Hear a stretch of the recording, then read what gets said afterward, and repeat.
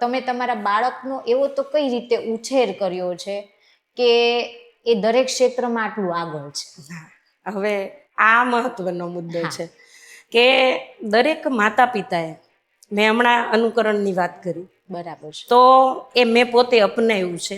બરાબર. એટલે મારું જ ઉદાહરણ પહેલા આપીશ સાચી વાત છે. કે મારા બાળકો નાના હતા ને તો મેં ટીવી જોયું નથી, ઓહ, સિરિયલ્સ કે એવું કશું જોયું નથી. બરાબર. ત્યારે ભાષા જ્યારે નાની હતી ત્યારે વોટ્સઅપ ફેસબુકનો ખૂબ જમાનો હતો.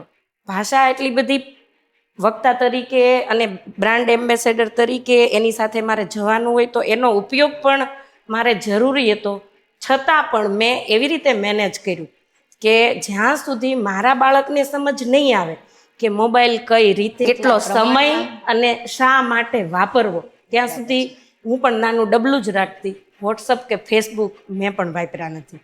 જ્યારે મારા બાળકો એ માટે મેચ્યોર થઈ ગયા કે ના એને ખબર જ છે, હવે મને ખબર જ છે કે એ શા માટે વાપરશે, પછીથી મેં એ પણ એના માટે શરૂ કર્યું, એના સોશિયલ મીડિયા માટે કે ભાઈ ભાષાના કાર્યક્રમ ઘણા હોય તો એમ કે વોટ્સઅપમાં ફોટા મોકલો. તો એના માટે મારે જરૂરી છતાં પણ મેં બાળકો માટે થઈને વાપર્યું નહોતું. એટલે બીજો અને ટાઈમ મેનેજમેન્ટ ખાસ, કે હું વર્કિંગ વુમન છું